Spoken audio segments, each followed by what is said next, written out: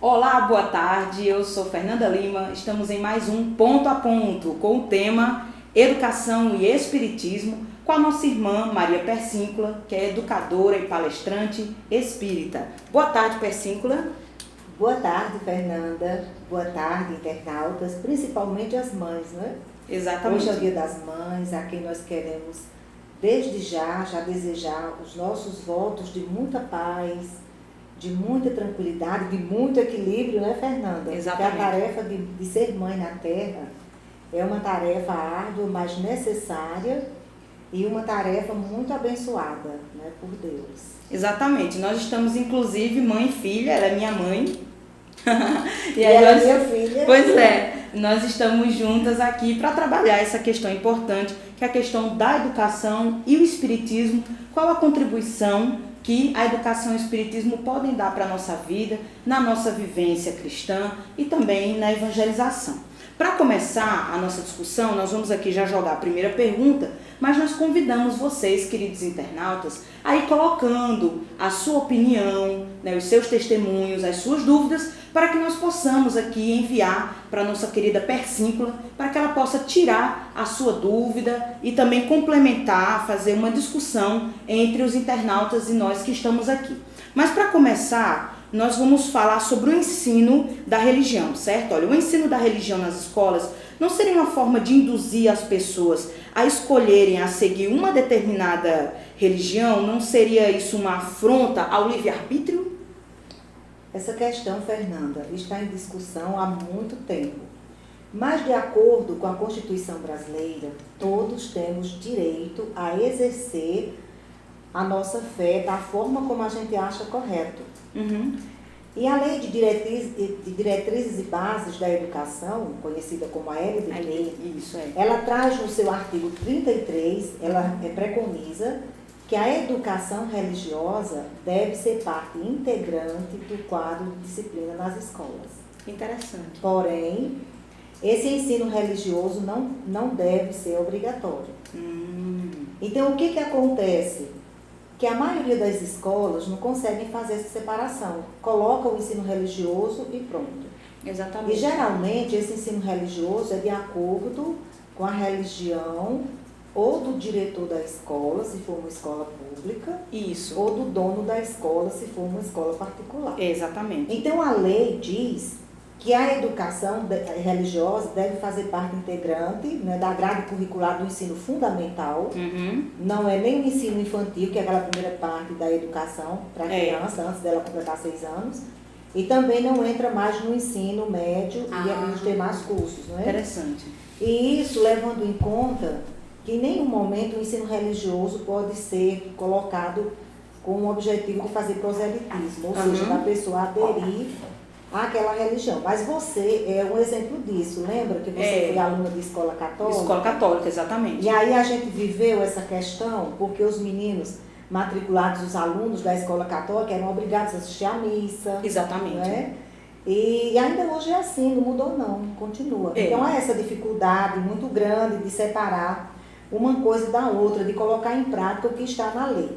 Primeiro, o Brasil é um país de diversidade cultural muito grande. Exatamente. Então, uma coisa que é válida aqui para o Nordeste já difere bastante no Norte, né, no Centro-Oeste, no Sul. E como aqui os nossos internautas também têm pessoas de outros países, então lá provavelmente vocês devem viver também outras situações em relação ao ensino da religião na escola. Então, essa questão da diversidade que é prevista na lei, ela não é bem resolvida. Exatamente por essa questão. Muitas vezes o próprio educador, ele sente uma dificuldade muito grande de separar aquilo que ele deve ensinar para os alunos da sua própria convicção.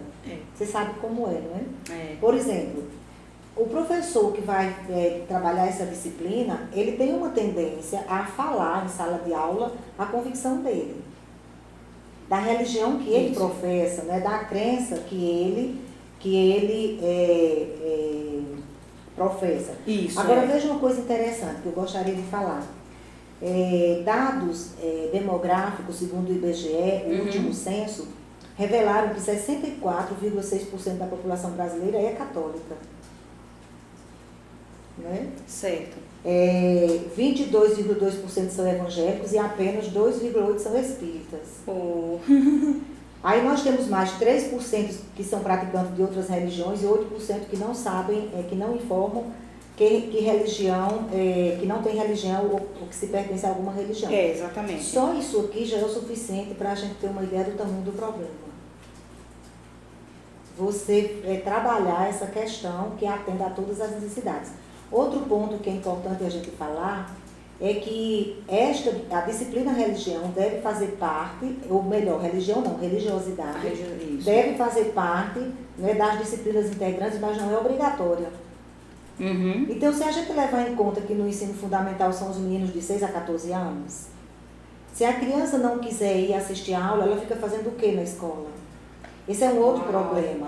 O diretor da escola, né, o corpo docente, o corpo pedagógico da escola precisa trabalhar. Tá preparado. Então, se um número X de alunos não querem participar daquela disciplina e não é obrigatório, então eles terão que ter outra atividade para compensar aquela. Mas sabe o que é feito na prática? Vai todo mundo para aquela disciplina. Acaba em todo mundo. Na escola.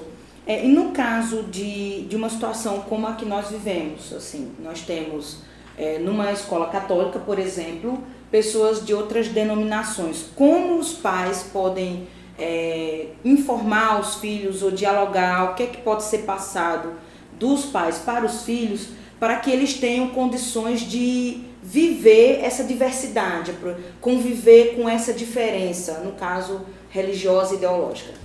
É conversar com os filhos, né? É muito interessante um trabalho que a gente observa que é feito aqui em João Pessoa, do ecumenismo, as religiões se reunindo para tratar de determinados assuntos. Então, enquanto mais cedo a gente começar a trabalhar com as nossas crianças, melhor. Legal. Né? E é dessa forma que a gente começa a trabalhar o preconceito religioso. Porque a gente sabe que ainda hoje essa é uma questão também muito, muito importante e muito séria.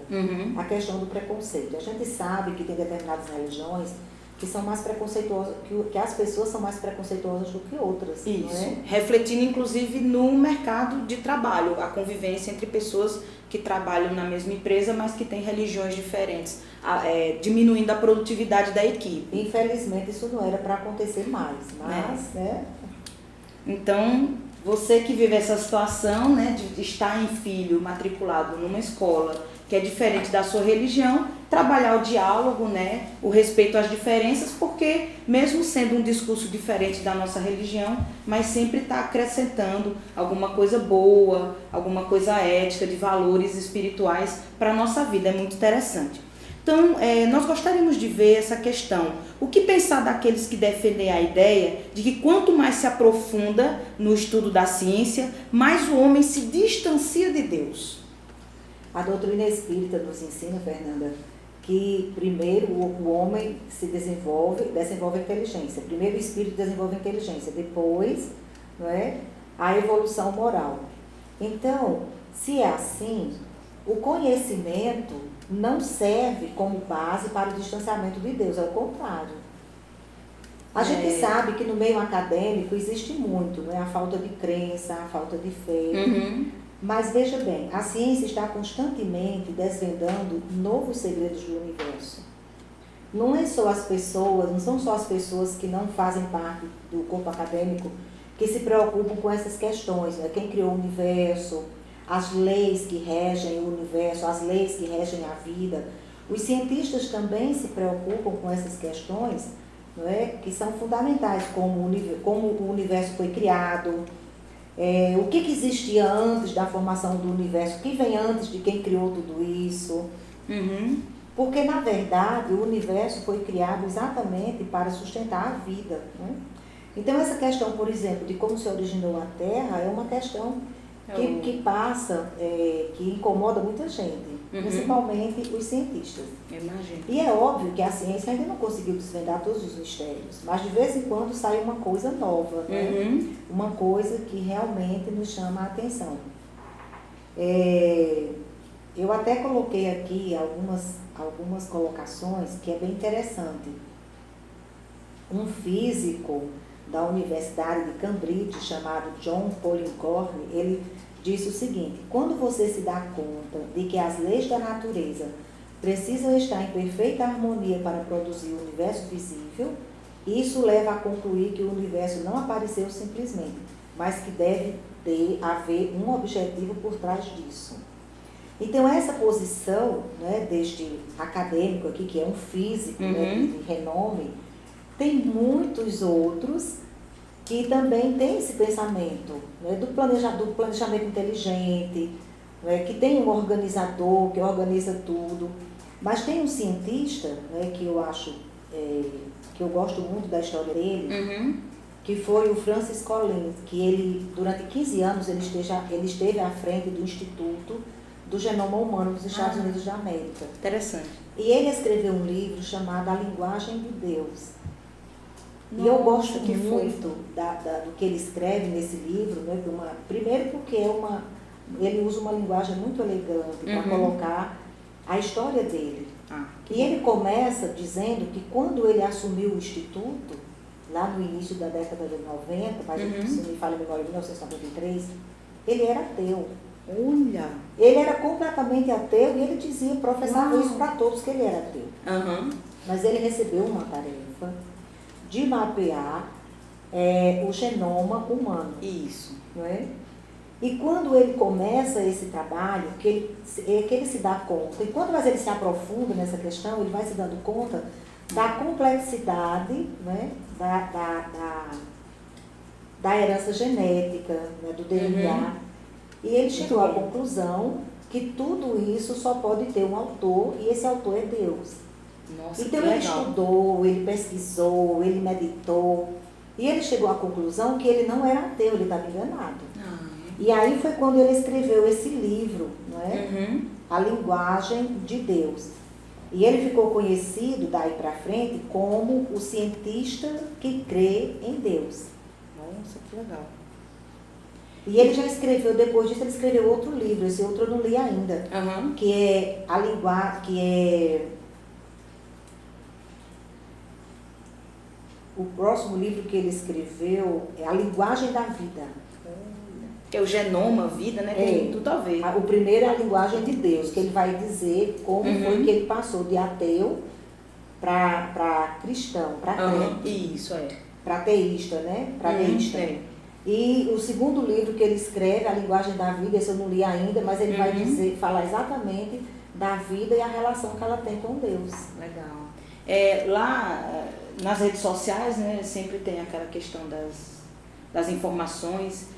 E aí eu vi um artigo nesses jornais de internet, no UOL, no MSN, enfim, perguntando assim, quais religiões estariam preparadas para o caso de o homem encontrar vida em outro planeta? Porque nós sabemos que a NASA, que é o Instituto Aeroespacial Americano, ele está sempre enviando sondas, tem o telescópio Hubble, tem o Chandra, tem vários. Então eles estão sempre mapeando, batendo fotos cada vez mais longe, encontrando novos planetas e tudo. E aí foi feito esse questionamento, quais religiões estariam preparadas para orientar os seus seguidores caso a NASA, né, um astronauta encontrasse vida em outro planeta. Eu achei tão legal que eu disse, olha, o Espiritismo está, nós, né, a doutrina espírita nos esclarece, ela está indo junto com a ciência, né, muitas coisas já estão sendo comprovadas. Agora, chegou aqui uma intervenção de vocês, queridos internautas, em relação à pergunta anterior, que diz o seguinte, há algum dado que venha comprovar que as escolas praticantes de alguma doutrina religiosa tenham mais sucesso na educação dos seus alunos em relação a outras? Não, a gente sabe que a religiosidade é necessária. Né? E o que faz uma escola cumprir o seu papel na sociedade é a pedagogia que ela adota, a metodologia que ela adota. Então, obviamente, né, a maioria das pedagogias estão todas pautadas na pedagogia cristã. Então, quando a escola, desde cedo, trabalha a questão da formação de valores, né, da formação cultural, que trabalha a formação da valorização do ser humano, né, de forma integral. Porque, na verdade, Fernanda, muitas vezes a gente pode trabalhar muito essa questão da religiosidade sem falar em religião.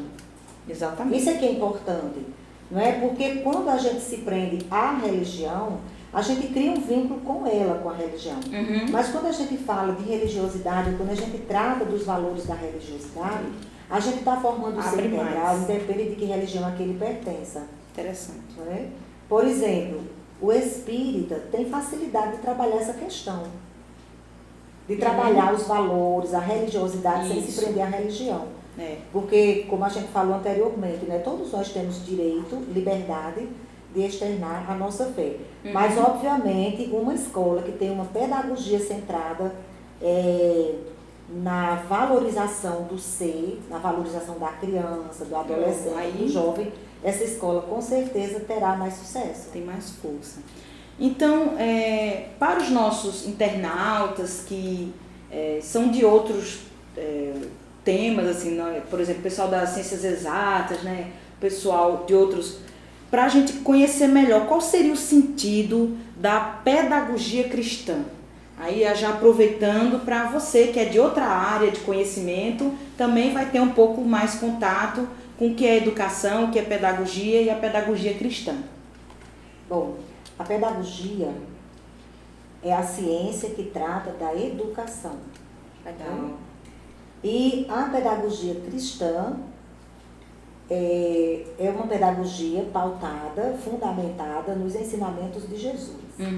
Então, a gente sabe que desde do início do cristianismo na Terra, a partir dos ensinamentos de Jesus, de lá para cá tem havido muita reformulação no meio pedagógico. Antigamente era um ensino totalmente propedêutico, não é? O ensino todo de fora para dentro. Certo. E a partir daí, a pedagogia cristã nos traz uma nova concepção de educação, que é a educação de dentro para fora. E aí a gente vai ver isso antes de Jesus, não é? Nós vamos ver que nós vamos encontrar precursores da pedagogia cristã muito antes de Jesus. Sócrates, por exemplo. Já vieram preparando o caminho, né? Então, a pedagogia cristã, ela revela a existência de um pensamento pedagógico completamente fundamentado nos ensinamentos de Jesus. E até o nosso grande escritor brasileiro, Herculano Pires, ele vai dizer que Jesus é o grande pedagogo da humanidade. E outros pensadores também, historiadores da educação, eles também reconhecem Jesus como o maior pedagogo da humanidade, como o maior educador, né, que a Terra já recebeu. Exato. Então, isso por si só, né, já vale muito. Muito bom. Sendo o Espiritismo uma doutrina educadora, por que, principalmente aqui no Brasil, a gente não vê muita escola espírita? É engraçado, né? Allan Kardec se preocupava muitíssimo com a questão da educação. Antes dele codificar a doutrina espírita, ele fundou escolas, institutos, exatamente com a intenção de educar, porque ele, como adepto de Pestalozzi, ele educava, tinha uma preocupação muito grande com a educação. Mas antes de responder essa questão, Fernanda, voltando um pouquinho à pedagogia cristã, né? A influência da pedagogia cristã nos pensadores modernos, na pedagogia ativa, né, na pedagogia construtivista, porque foram muitos pensadores teóricos e práticos da educação, a gente pode falar, que tiveram todo um trabalho pautado nos ensinos de Jesus, a começar de Rousseau, que acreditava que a criança nascia pura, né? O convívio com a sociedade é que a tornava um ser impuro, que vai de encontro ao pensamento de Jesus, quando ele dizia, né, que as crianças, que para entrar no reino dos céus, era necessário se assemelhar a uma criança. Depois vem Pestalozzi, que foi discípulo de Rousseau, E ele teve um trabalho notável, porque a sua metodologia, a sua pedagogia por excelência era a pedagogia do amor. E todo o trabalho dele foi fundamentado no cristianismo. Olha só. E foi desse grande pensador e pedagogo humanista que Allan Kardec foi discípulo. Então a gente tem assim uma cadeia, né, que vai seguindo a outra. Agora que você perguntou com relação às escolas espíritas, isso, né? Exatamente. Aqui no Brasil, teve o primeiro colégio espírita que teve foi o Colégio Allan Kardec, em Sacramento, Minas Gerais. E esse colégio foi fundado em 1907 por Eurípides Barçanufo. Mas Eurípides teve uma vida muito curta. Ele desencarnou logo, né? Mas antes eu gostaria de falar um pouco sobre a pedagogia que ele exerceu na sua escola. Porque ele tinha um olhar diferenciado para os seus alunos. E você acredite que no início do século XX, ele fazia um trabalho desse no interior de Minas Gerais. Então ele trabalhava a natureza com os seus alunos. E a partir da natureza, da observação, da percepção, é que ele trabalhava todo o conteúdo. E na escola, os meninos estudavam de tudo. Astronomia, geografia, história, matemática, línguas, mas tudo partia da observação da natureza. Então, por que ele desenvolveu essa pedagogia? Primeiro, ele era espírita. Segundo, ele acreditava, né, crê agora como espírito também, na reencarnação. Então, ele sabia que as crianças e os jovens que estavam ali não estavam vivendo uma única existência. Então, ele tinha todo esse cuidado e esse amor para trabalhar com eles. Depois que ele desencarnou, infelizmente, a escola fechou. Mas eu tenho uma boa notícia. Em 1975, a sobrinha dele, Cora Novelino, que agora já desencarnou, mas a Cora Novelino, que foi sobrinha de Eurípides, juntamente com o Dr. Tomás, que foi também sobrinho dele e ex-aluno dele, eles fundaram uma escola chamada Eurípides Barçanufo, também lá em Sacramento. Legal. E o objetivo deles era exatamente resgatar o trabalho que Eurípides tinha feito ali naquela escola. O que eu acho mais interessante nesse trabalho é que eles resgataram a pedagogia do amor que Eurípides trabalhava ali. Não é?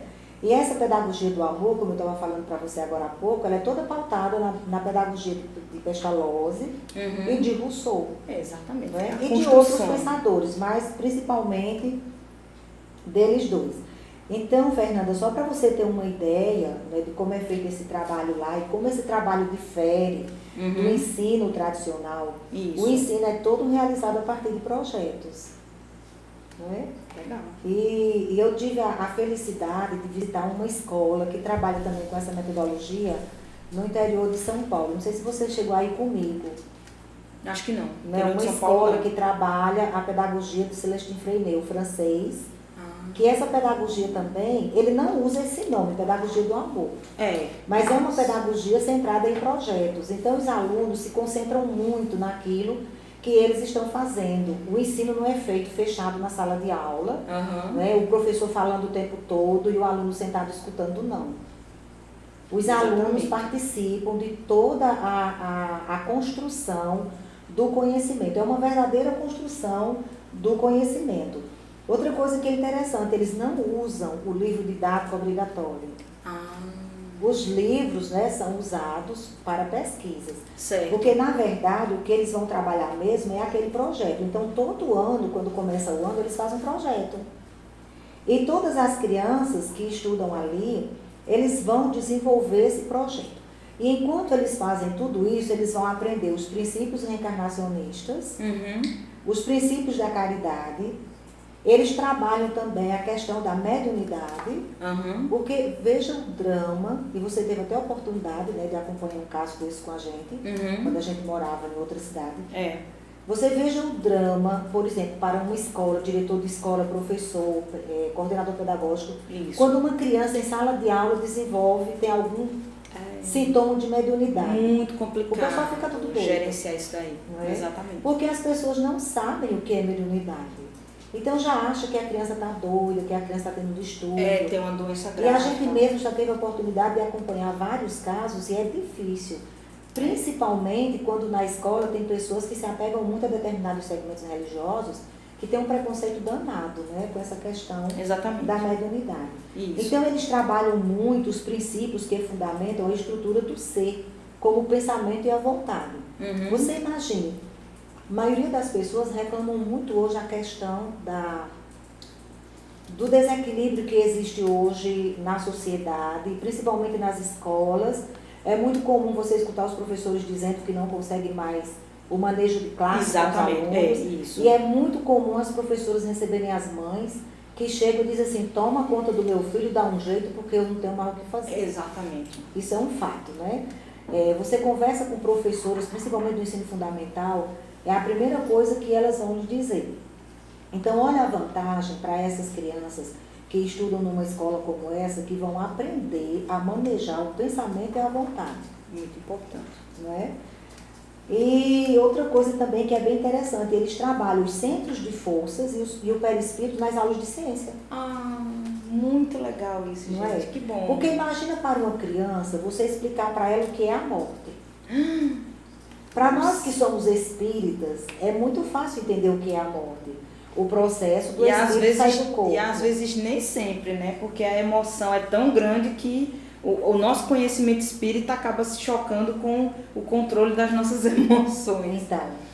Então eles trabalham essa questão com as crianças e elas aprendem desde cedo, não é, que morrer é sair do corpo, que o espírito leva todos os atributos, que faz parte dele. Então, quando eles trabalham aqui, né, os centros de forças e o perispírito, eles explicam por que se mantém a estrutura fisiológica do corpo. E aí já entra na aula de fisiologia, na aula de biologia. Exatamente. Que são questões assim, fundamentais. E de um modo geral, eles trabalham toda a conduta ético-moral da criança pautada no Evangelho de Jesus. Ou seja, não tem imposição nenhuma. Porque dentro do projeto se trabalha naturalmente, né? Eles trabalham muito as fábulas de Monteiro Lobato, que é uma coisa nossa, não é? Bem brasileira. É bom, muito bom. E também ali eles vão trabalhar as questões regionais, as questões culturais. Muito importante. Então, o que a gente observa? Que uma escola montada nesse modelo, ela está completamente de acordo com as leis brasileiras, tanto com a Constituição, que respeita o credo religioso, porque aqui não está falando em religião hora nenhuma. Não é? Como respeita também a questão da religiosidade, que a Lei de Diretrizes e Bases recomenda. Isso. Que é necessário no ensino fundamental, mas não é obrigatório. E também eles devem contemplar aquelas disciplinas, né, que são obrigatórias do Fundamental 1 e 2. É importante eles terem contato também com a matemática, ciência e tal. Isso. Pega tudo. E eles têm até porque quando os meninos saem, levam para outras escolas, né? Aí tem que estar com tudo certinho. Só que é o diferente. Então, essa diferença da proposta pedagógica espírita, não é? Muito que legal. Não faz proselitismo. Hora nenhuma vai dizer, isso aqui é o espiritismo que recomenda. Isso aqui, não é? Então, vai simplesmente ensinando a criança a se conhecer como ela realmente é, um ser espiritual, momentaneamente, num corpo. Então, esse olhar pedagógico sobre o ser, que é biológico, psicológico, fisiológico, social, mas também espiritual, é a proposta da educação integral, que é a base da pedagogia cristã. Exatamente. Que é também o fundamento essencial da educação espírita, né, da pedagogia espírita, e que deve ser aplicada, que deveria ser aplicada também nas escolas. E é interessante, a gente lê os autores, né, os teóricos da educação, e eles falam na educação integral. Mas quando você se aprofunda na obra do autor, você percebe que é uma coisa solta.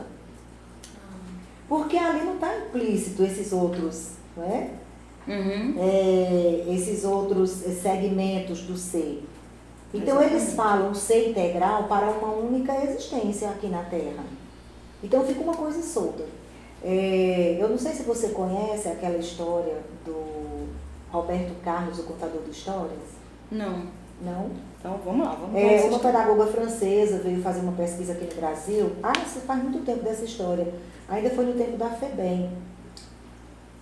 E essa história aconteceu lá em Minas Gerais também.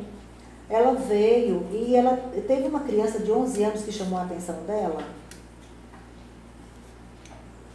E ela foi conversar com a coordenadora pedagógica da FEBEM, né? Isso se deu mais ou menos lá no final da década de 70. Nossa. E ela disse assim, por que você quer se interessar por esse menino? Esse menino não tem jeito. Ela disse, como não tem jeito? Ela disse, ele já fugiu da FEBEM 100 vezes. Caramba. E ele só tinha 11 anos. Menina E o que chamou a maca, atenção dela, né? Como uma criança de 11 anos não tem jeito? E ela se interessou tanto por esse menino que ela levou ele para morar com ela na França. E depois ele voltou, né, completamente recuperado, um cidadão. Uau. Ele se formou em História e hoje ele é considerado o maior contador de história do Brasil. E a ocupação principal dele, sabe qual é? Recuperar crianças né, em situação de vulnerabilidade social. É. Então, quando a gente analisa um fato desse à luz da educação espírita, o que a gente vai perceber? A pedagogia do amor. Ela usou a pedagogia do amor. Ela usou uma pedagogia cristã. É mesmo. Como é que eu olho para uma criança de 11 anos e eu digo que ela é irrecuperável?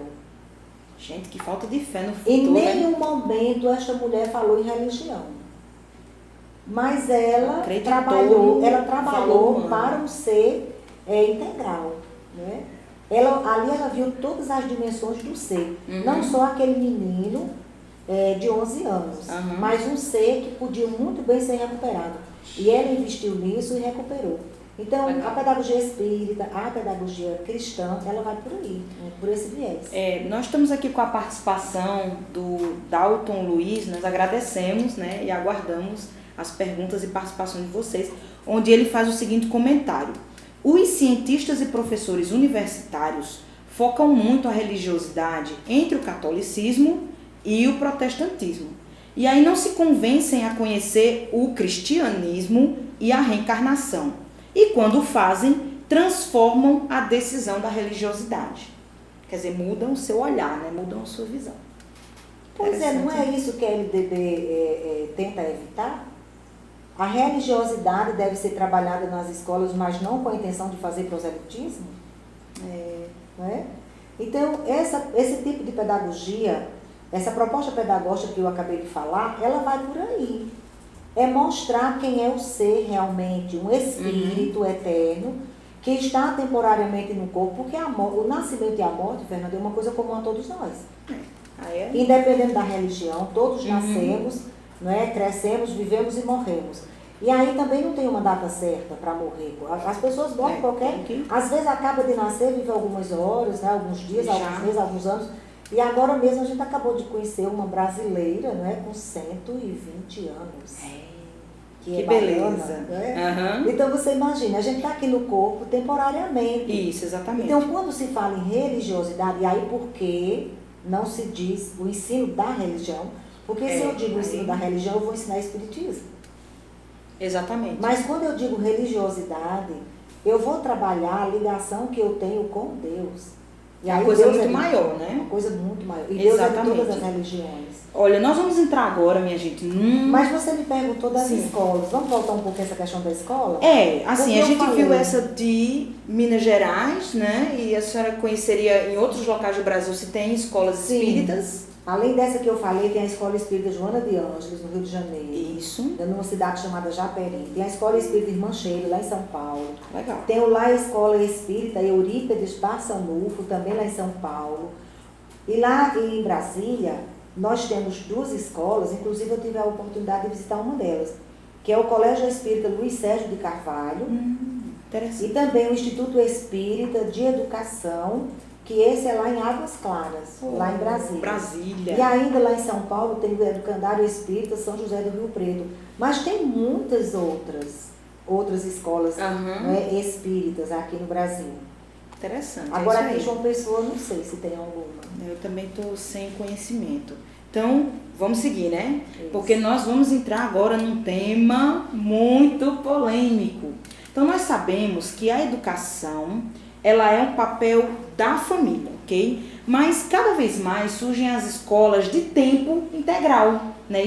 E isso não distancia os pais da responsabilidade de educar? Fernanda, nós precisamos refletir muito até onde nos leva a modernidade e as consequências, né, das coisas que a gente escolhe. Nós precisamos, na verdade, buscar a linha de equilíbrio. Então, qual é a necessidade de os pais estarem cada vez mais ausentes? Isso precisa ser pensado. Porque muitos dizem assim, não, é porque eu preciso trabalhar. Mas, às vezes, a gente observa que o casal tem condições de sobra de um ficar mais tempo em casa, enquanto o outro sai, para ficar gerenciando os filhos em casa. Então, a gente precisa buscar a linha do equilíbrio, né? O ponto de equilíbrio. Qual é a necessidade de sair tanto? Por que ele sai tanto? Às vezes eu noto que tem mães e pais, mas mais as mães, que não gostam de ficar em casa com os filhos, porque acham que isso vai tirar o seu valor, né? Que isso vai colocar numa posição de inferioridade. Infelizmente, isso ainda existe. Mas a gente precisa observar o seguinte, nós, os pais e as mães, né, é que recebemos os espíritos para a gente educar. Quando os nossos filhos vão para a escola, eles já vão com certo aprendizado. A gente não tem o filho e quando sai da maternidade já leva para a escola. Não é verdade? Então nós ficamos em casa e nós cuidamos dele um certo tempo. Exatamente. Então a obrigação, o dever moral realmente é dos pais de educar as crianças, né? De educar os filhos. E nós não podemos, ou melhor, nós não devemos, né, usar subterfúgios para deixar os nossos filhos com a responsabilidade aos outros. Exatamente. E hoje em dia a gente vê que houve uma inversão de valores. Nós colocamos mais valor nas questões materiais, em ter uma boa estrutura de vida, casa, carro, celular, enfim. E aí as tarefas domésticas, elas ficam prejudicadas, assim, por exemplo, uma mulher que escolhe ficar com os filhos, esse trabalho dela é intenso, é muito grande, porém, socialmente não é valorizado. Então, nesse Dia das Mães, qual seria uma mensagem que você deixaria para o nosso internauta, para a nossa internauta que escolheu ficar em casa para cuidar dos filhos e recebe essa carga negativa das críticas das pessoas que são mais consumistas, materialistas e que vê o valor humano só no mercado de trabalho, no dinheiro e nas conquistas materiais? Allan Kardec, ao perguntar aos espíritos superiores sobre a missão da maternidade e da paternidade, ouviu dos espíritos a seguinte resposta: a maternidade é a maior missão que alguém desenvolve na Terra. Nem todas as mães são espíritas para saber disso. Mas todas as mães são sábias o suficiente para saberem que deram a vida, que trouxeram a vida, né, a um novo ser. Então, por mais desvalorizado que ainda seja, né, porque é até vergonhoso a gente tratar dessa questão, não é? Não é. Nós ainda vivemos numa sociedade machista, infelizmente. E muitos homens não dão valor realmente às mulheres que ficam em casa. Mas nós mesmas, mulheres que educamos os homens, nós precisamos trabalhar para reverter essa situação. Então, muitas vezes, não são os outros que não valorizam a mulher, é ela própria que não se valoriza. Exatamente. Então, ela acha que o fato dela ficar em casa, né, vai diminuí-la de alguma coisa. Então, eu diria a todas as mães que estão em sintonia conosco, que o mais importante nisso tudo é a gente se valorizar. Ao nos reconhecermos, né, como seres muito importantes, capazes de colaborar com Deus na criação, né, na cocriação da humanidade, nós também acreditarmos que somos capazes. Porque se Deus nos confiou essa missão, é porque nós somos capazes. E se Deus nos confiou uma missão tão nobre, é porque nós somos muito valorosas. E, obviamente, juntamente com os companheiros, né? Sempre. Porque trabalhar em grupo. É necessário a companhia, o apoio, o reconhecimento do pai, do companheiro, para que essa tarefa não se torne tão árdua, para que essa tarefa se torne mais amenizada. Porque aí o trabalho em grupo, né, faz com que o trabalho tenha maior qualidade. Nós sabemos que um dos pontos importantes da doutrina espírita é a questão da reencarnação. Nos esclarece muito e nos consola. Então, nós sabemos que nós trazemos as nossas individualidades oriundas de sucessivas encarnações. Então, como os pais podem educar os seus filhos diante de tantas influências do passado? Fernanda, aqui nós podemos perceber que os pais espíritas estão na vantagem. Né? Porque quando a gente estuda a reencarnação, a gente vai encontrar muitos esclarecimentos a respeito dessa questão. Mas veja bem, o passado influencia bastante, porque nós trazemos as tendências das vidas passadas. Mas nós precisamos entender que o passado não é determinante. Uhum. Não é determinante.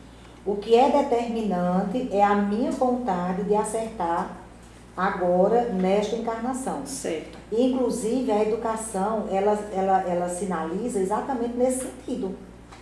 Esse é o grande papel da educação, porque educar é quando a gente consegue modificar alguma coisa em alguém. Então, eu sou sua mãe. Uhum. Né? Então, quando você era pequena, quando você era criança, a gente ensinava as coisas na intenção, com o propósito que você realmente assimilasse alguma coisa e mudasse. Exatamente. E esse é o propósito da educação. Isso. Quando Jesus contava as parábolas, que foi um grande recurso que ele usou, né, para ensinar e obviamente para educar, Uhum. então ele usava exatamente com esse objetivo. Ok. Então, Allan Kardec perguntou aos espíritos superiores qual era o objetivo, né, dos espíritos passarem pela infância toda vez que vai reencarnar. Isso, exatamente. Sempre mesmo. Ninguém nunca ouviu dizer que alguém nasceu grande. Todo mundo passou pelo processo gestacional, Isso. nasceu, né, cresceu e viveu todos os animais passos. aos homens sempre Então, o essa mesma linha. Espiritismo vai nos dizer que a melhor idade para educar é do 0 aos 6 anos. Isso. Ou seja, quando a gente pensa em ser mãe, em ser pai, a gente ali já começa o processo educacional dos nossos filhos. E por que essa fase é a mais importante para educar? Porque o pai e a mãe vão ter a oportunidade de detectar as tendências do filho. Então, se numa encarnação passada o filho teve muitos vícios, como por exemplo, roubou, matou, Isso, fez coisas realmente que não devia ter feito, então quando ele reencarnar, ele vai ter umas tendências. Por exemplo, não é muito comum a gente ouvir falar de crianças que cometeram atos de agressão? Foi. Sempre aparece. Crianças com acesso de raiva. Você já viu uma criança com 4, 5 meses com acesso de raiva? Né? Com 8 meses, com ano? Então, isso é a tendência que ela traz do passado. Qual é o papel do pai e da mãe? Educar essa tendência. Agora, isso aí é onde que mora a questão. É o pai e a mãe saber como fazer isso, como fazer esse tratamento. Como é que eu vou? Eu detectei a tendência. Meu filho é raivoso, é birrento, né? É vingativo, é cruel, gosta de judiar dos animais. Isso, exatamente. Como é que eu vou fazer isso? Como é que eu vou trabalhar essa questão? Então, por isso que Deus deu a todo pai e toda mãe a debilidade infantil da criança, primeiro para os pais se apaixonarem pelo filho. E segundo, para a partir daí ir trabalhando cada questão e formar um novo caráter. Fazer a modificação. Fazer a modificação. Exatamente. E isso não é feito de uma hora para outra. Por isso que ele dá esse espaço de 0 a 6 anos. São 6 anos, minha gente, trabalhando na criança. O que acontece é que muitos pais e muitas mães deixam o filho crescer. Completar 15 anos, 16 anos, 20 anos e depois fazer um sermão bem grande, achando que ele vai deixar de fazer aquilo ali. Aí já perdeu o tempo. É uma pena, infelizmente. Perdeu a oportunidade. Exatamente. Nós temos aqui 2 participações. Primeiro do nosso querido Carlos Henrique, onde ele diz: o Espiritismo, em sua essência, é uma doutrina educadora. Então já está dentro, do contexto que nós estamos falando aqui. Nos mostra que as nossas dificuldades são consequências de atos impensados e as nossas alegrias são fruto da felicidade em auxiliar o próximo. Que vem justamente o que a senhora está falando, a questão da caridade, trabalhada no contexto escolar, já vai propiciar ao aluno bastante felicidade. E o Dalton Luiz volta a fazer a participação dizendo o seguinte, que é legal acrescentar que dentre as escolas espíritas já existem universidades espíritas e universidade com especialização em espiritismo e especialização em pedagogia espírita. Inclusive a nossa UFPB aqui, Universidade Federal da Paraíba, tem aquela pós-graduação que o doutor Severino Celestino é professor, que é também a questão trabalhando a religiosidade. Aí sim, não. Aí aqui, nesse caso do curso de mestrado, aí ele é professor da disciplina Espiritismo mesmo. Ah, que bom. Agora, na UFCG, no campus de Cajazeiras, no curso de Medicina, tem a disciplina Religiosidade, né, e Medicina, e Saúde. Que bom. Então, vamos lá, que nós ainda temos uma pauta extensa e o tempo voa, né? Quando o assunto está bom, o tempo vai realmente passando. Bom, voltando ainda a essa questão do impacto da reencarnação na nossa vida. Diante da teoria reencarnacionista, nem sempre o pai será educador e o filho o educando. Qual seria a sua opinião sobre isso? Então, como eu falei agora há pouco, né, a educação é quando se desperta um processo de evolução do outro, né, quando alguém aprende alguma coisa. Lógico que existem casos em que o filho é um espírito mais evoluído do que o pai ou a mãe, ou os dois juntos. E nesse caso, muitas vezes, são os pais que vão aprender com os filhos. Acontece. Certo. Não é? A gente tem o exemplo disso em quem? Francisco Cândido Xavier. O filme. Né? Isso. Exatamente. Eu queria dar uma pulada na pauta para trabalhar o seguinte. Na opinião da senhora, quais são os maiores obstáculos à educação das nossas crianças e jovens? O que é que está dando mais problema, assim, obstáculo na educação? Não, eu já falei isso agora há pouco, né? Que em muitas escolas vive-se no caos, porque o setor pedagógico e a direção administrativa não conseguem botar ordem na escola. Meu Deus do céu. Mas são muitos fatores, muitos. E o primeiro deles é a situação de vulnerabilidade em que vive boa parte da nossa população brasileira. É mesmo. E o problema maior, Fernanda, começa exatamente na infância. Porque nem todas as crianças, né, recebem uma educação adequada do pai e da mãe. Nem todas as crianças que têm acesso à creche, ao ensino infantil, em chegando lá, vão encontrar pessoas preparadas, pelo menos para tentar consertar essa educação. Meu Deus. O que a gente assiste, na verdade, é uma sucessão de falhas. Falta de condições dos pais, né? Falta de políticas públicas, falta de preparo, né, das pessoas que estão ali na obrigação de realmente trabalhar a educação.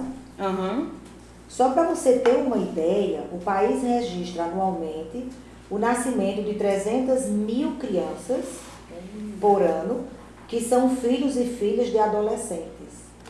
Meu Deus. Então é comum a gente ver casos de crianças, de meninas com 11, com 12, com 13 anos grávidas, né? Tendo um filho. E aí não tem a estrutura psicológica necessária para dar o apoio, né? Exatamente. Então, aliado à vulnerabilidade social, vem a questão da ignorância, que também está tudo atrelado, né? Isso, Vem a falta de políticas públicas, a falta de preparo pedagógico dos profissionais. Mas eu penso que o maior obstáculo é a falta de amor. Meu Deus do céu, incrível. O nosso ensino, ele é muito vazio de afeto. Lembra da pedagogia de Pestalozzi que eu falei? Exatamente. A pedagogia do amor, que ele trabalhava a razão, o coração e a vontade. Isso, exatamente. Né? Muitas crianças e jovens, eles estão na escola sem saber por que estão lá. Estudando sem saber para que serve. Então, qual é a motivação que eles vão ter? Realmente. Aí, quando chega em casa, também não tem apoio nenhum dos pais, porque os pais também não sabem. Por exemplo, uma menina com 12, 13 anos, que maturidade ela tem para criar um filho? Então, é uma sucessão, né, exatamente. E quando a senhora comentou a questão da escola espírita lá de Sacramento, né, que quer dizer, existe o livro didático, mas eles trabalham outras atividades. Nas escolas particulares e públicas, a gente vê que às vezes é o contrário, né? Foca tanto no livro didático que não sobra tempo para outros projetos, outros assuntos, mas realmente nesse momento nós vamos homenagear aqueles professores e professoras, né, que de diversas religiões realmente amam o que faz e que são a diferença na vida de tantos alunos das escolas públicas e particulares que sofrem com a falta de amor no lar, e aí eles encontram nos professores esse amor que muitas vezes está faltando o pai, a mãe, os tios, as tias, né? A gente que trabalha na área de educação, eu que no caso estou como assessora pedagógica, então eu convivo com muitos professores, a gente vê que realmente o professor ele se emociona e ele busca realmente orientar, aconselhar, tentar levar para aquele aluno, torcendo para que aquele aluno escolha o caminho do bem, ao invés do caminho das drogas, da sexualidade desregrada, que aí acontece a questão da gravidez na adolescência, tudo isso está misturado, né, no contexto social. Tudo isso está junto e misturado. Ok, então, como a gente vê que o jovem ele está muito suscetível às redes sociais, à televisão, então como vencer a inversão de valores proposta pelas mídias e dentro do convívio social, quer dizer, aqueles enganos, aqueles valores corrompidos que vão passando de geração em geração?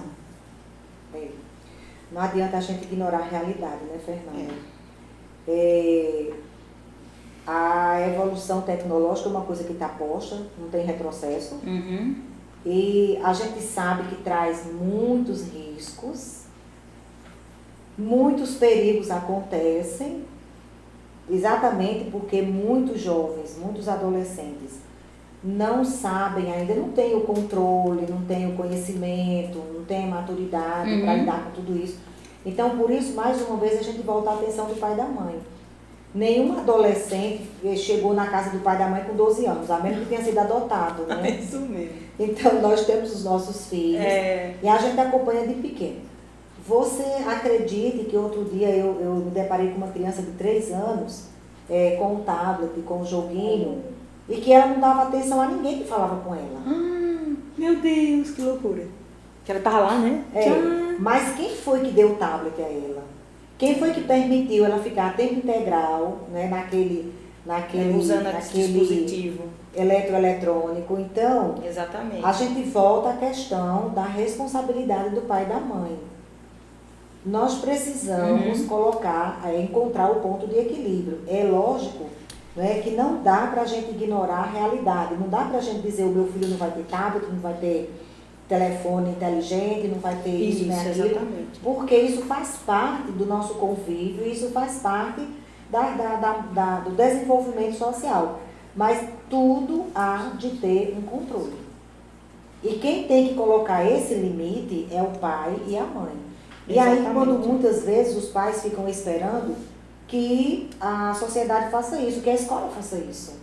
Mas isso é papel do pai e da mãe. Exatamente. E muitas vezes, Fernanda, se resolve esse problema dando atenção ao filho. Engraçado. Não é?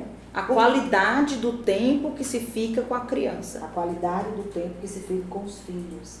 Porque muitos pais e mães não fazem da companhia com os filhos uma coisa prazerosa. E lógico que eles se ressentem com isso.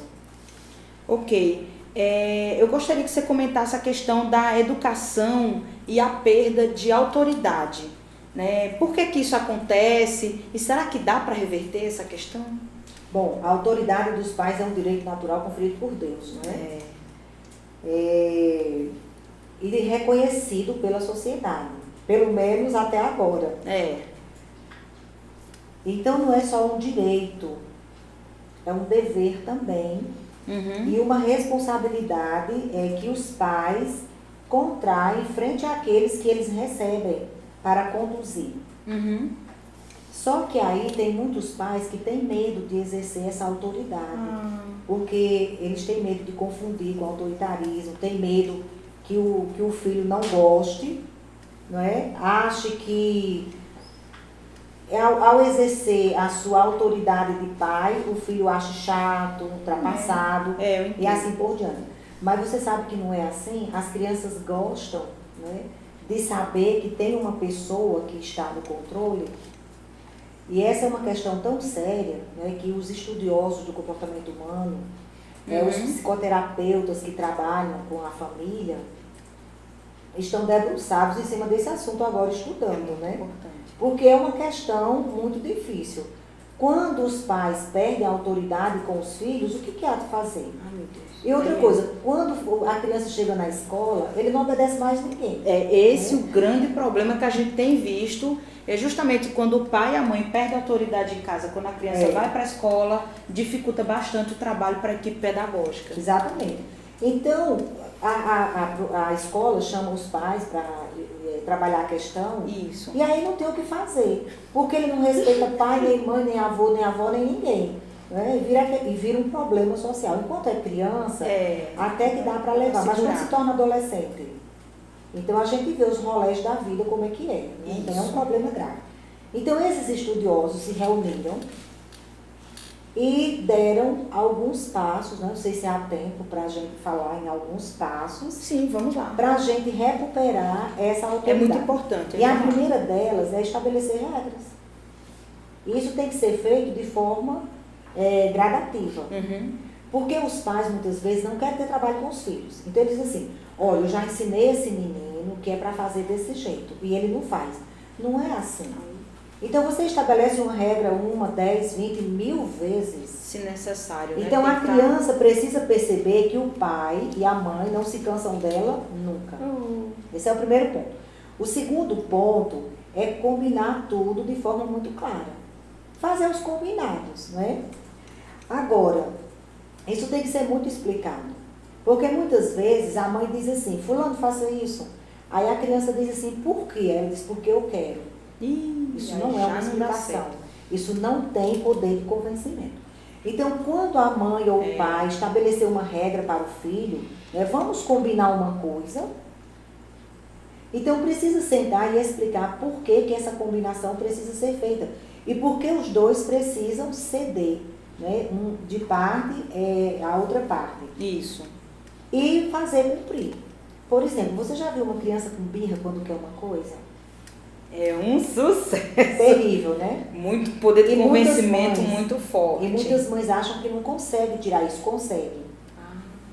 Pega a criança, explica para ela, né, que se ela fizer isso de novo, ela vai perder uma coisa que ela gosta.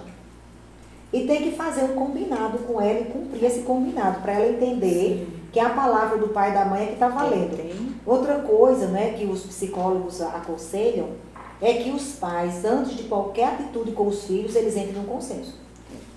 Porque você imagina, o pai diz uma coisa, a mãe diz outra. Não dá certo, não. Não tem condições, né? Então é preciso, né? Outra regra é mostrar que tudo que a gente faz tem uma consequência. Que os atos têm consequência. Tem muitas mães e pais que botam os filhos de castigo por qualquer coisa. Isso não vale. Não é válido. A punição tem que ter um caráter pedagógico, educativo. Então a criança precisa saber que ela perdeu algo que ela gosta muito por algo que ela fez que não era para ter feito.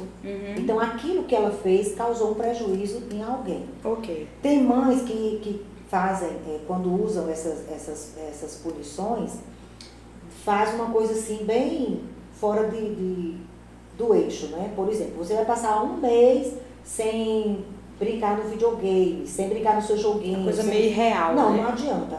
Com a criança tem que ser tudo agora. E essas punições têm que ser curtas. Né? Horas, um dia, 2 dias no máximo. Para ela não perder o foco. Então, reforçar o bom comportamento, porque às vezes o pai e a mãe fazem sermões e mais sermões na cabeça da criança porque ela fez uma coisa errada. E quando ela faz uma coisa boa, não faz nada, não diz nada. Então a criança acha que aquilo não tem valor. Porque para a criança é muito importante ela saber que aquilo que ela fez, né, é apoiado e é aprovado pelo pai e pela mãe. Depois explicar o porquê do não. Né? Eu gosto muito disso aqui porque vai de encontro ao ensino de Jesus. Seja o vosso falar sim, e não, não. O que acontece muitas vezes é que a mãe dá uma ordem e a criança fica insistindo. insistindo. E ela, para se ver livre da insistência do filho, diz, vai. Tá, vai, faz. Olha, quando o pai e a mãe fazem isso, Não, é legal. Perde a autoridade mesmo. Então é importante, mesmo que você se arrependa daquela medida que você tomou, daquela atitude que você tomou, daquela ordem, mas você tem que ir até o fim. Mesmo que dali você tire um aprendizado para você. A autoeducação, né? Isso. Você tire um aprendizado para você e não faça mais aquela atitude, não tome mais aquela medida. Ok. Mas depois que você disser uma coisa, você sustentar. E aguentar a frustração dos filhos, que é outra coisa, Fernanda, importante. Muitas vezes os pais acham que se o filho ficar frustrado, ele vai ficar, ele vai se prejudicar, ele vai ficar com depressão, ele vai ficar encucado. Mas não é assim não, o ser humano é forte, aguenta muita coisa. E estão nas frustrações que a gente cresce, as crianças também. Então, quando os pais tomam uma atitude que os filhos ficam frustrados, os pais precisam ter paciência com isso. E aí, numa hora dessa, vale o quê? O amor, né? O afeto. Exatamente. Abraça o filho, beija, a carinha, faz fica um com ele, né? Não é? Faz um aconchego, mostra para o filho que você se importa muito com ele, mas a decisão está tomada. Exatamente. Aí o filho internaliza, né, que realmente o pai e a mãe são autoridades, né, na relação com ele. Exatamente. Nós já estamos com o nosso tempo estourado, mas eu vou trabalhar aqui 3 perguntinhas bem rápidas, né? A senhora faz um comentário em relação à questão do preconceito e a intolerância. Então, qual a melhor forma dos pais prepararem os seus filhos para o enfrentamento do preconceito e a intolerância imposta pelas inversões de valores? Por exemplo, nós escolhemos ser espírita e convivemos com pessoas de outra religião, nós aprendemos que beber faz mal e a outra pessoa nos força. Como é que a gente pode lidar com isso? Isso é muito interessante, principalmente entre os adolescentes, não é? Para eu ser aceito do grupo, eu preciso fazer determinadas coisas, porque senão eu fico de fora. Se a criança tiver sido trabalhada adequadamente, a educação desde o início, ela vai saber e vai entender e aceitar que ela tem um valor, independente daquilo que estejam cobrando dela. Ela tem um valor. Então, para ela se sentir amada, querida, aceita, ela não precisa se submeter a determinadas coisas. Mas para que isso aconteça, essa criança precisa ter sido realmente muito amada. Isso. E ela precisa realmente ter sido muito bem conduzida na primeira infância, né, nos primeiros anos da sua vida. Ok. A Dora Encontre, pedagoga espírita, sugere em seu livro A Educação segundo o Espiritismo a deshierarquização de funções na família. O que é que a senhora pensa sobre isso? Quando ela falou isso, Fernanda, ela está se referindo à família patriarcal. Né? Porque na família patriarcal, o pai tem o poder total. Né? Todo mundo obedece. Isso. Do ponto de vista da doutrina espírita, né, nós trabalhamos com o processo reencarnatório. Então, a família que está posta hoje, o pai, a mãe, os filhos, são espíritos imortais, filhos de Deus, com as mesmas oportunidades, né, com os mesmos direitos e com os mesmos deveres. É isso aí. Então, aqueles espíritos que hoje estão na posição de pai e mãe, eles já podem ter sido filhos dos filhos, né? Não tem essa inversão. A questão da reencarnação trabalha muito isso. Da reencarnação. Então, quando nós olhamos assim, fica mais fácil a gente trabalhar a questão da reconciliação. Você imagine um pai muito autoritário, né? Um pai muito machista, muito mandão, e que tiver um desafeto com o filho de vidas passadas. O que vai acontecer? Vocês vão bater de frente. Vão bater de frente e não vai acontecer nada. Então, Jesus disse, reconcilia-te com o teu inimigo enquanto estás a caminho com ele. E o Evangelho segundo o Espiritismo, né, no capítulo 14, vai nos dar exatamente esse roteiro.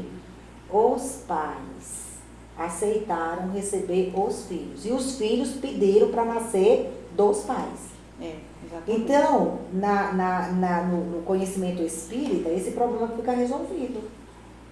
Então, assim, quando você vê essa deshierarquização das funções da família, a pessoa tem um choque, né? É mesmo. Já acha logo que vai se desfazer a família, mas não é assim não. uma organização. É apenas do ponto de vista espiritual. Que todo mundo deve também, né, colaborar para que a família permaneça sempre em harmonia. E para encerrar a nossa discussão de hoje sobre educação e espiritismo, na sua opinião, quando termina o processo educativo? Quase nunca, né? Porque nós estamos evoluindo. Tá sempre... E o processo educativo ele é necessário exatamente para que haja essa mudança. Então, cada vez que o espírito reencarna, cada vez que ele retorna para o mundo espiritual, há uma pausa desse processo educativo aqui na Terra, mas a educação continua no mundo espiritual. Sei. Quando ele retorna no processo reencarnatório, essa educação vai continuar. Então, de acordo com a música do nosso amigo Beto Melo, um dia todos nós seremos anjos. Então, quando a gente se tornar um espírito evoluído, um espírito puro, né, estivermos no topo da escala espírita, como coloca Allan Kardec no Livro dos Espíritos, então a gente já terá concluído o nosso processo educacional. Até lá, né, caminhemos. Então é isso aí. Vamos lá aqui, só um instantinho. A nossa querida Giane nos trouxe aqui uma mensagem, né? Não vai dar, mas eu... Manda mensagem sua. Oi? Manda mensagem sua. Então tá, valeu. Gente, olha só. Nós agradecemos a participação de todos vocês que estiveram conosco na internet, mandando suas perguntas, suas opiniões. E eu tenho certeza que vocês, principalmente que estão pensando em ser pais e mães, com todo o trabalho que foi feito aqui com a nossa irmã Persíncula, já tiveram uma ideia de como vocês podem agir para que a educação do filho se dê da melhor forma possível, com essas dicas aqui que foram dadas. A questão da disciplina, do amor, né, a pedagogia do amor, enfim. Então, nós vamos deixar agora o espaço aberto para que a nossa querida irmã Persíncula faça a sua despedida. Eu quero agradecer muito, Fernanda, a você e a equipe, né, pelo convite de estarmos aqui nessa conversa hoje à tarde e desejar a todos, né, que nos acompanham um final de tarde, um final de domingo de muita paz para todos e reforçando o nosso reconhecimento a todas as mães que são espíritos corajosos, né, nesse enfrentamento da contribuição da educação dos filhos de Deus, que somos todos nós. Exatamente. Muito obrigada. Então, nós agradecemos a presença de todos vocês e um feliz Dia das Mães. Um grande beijo.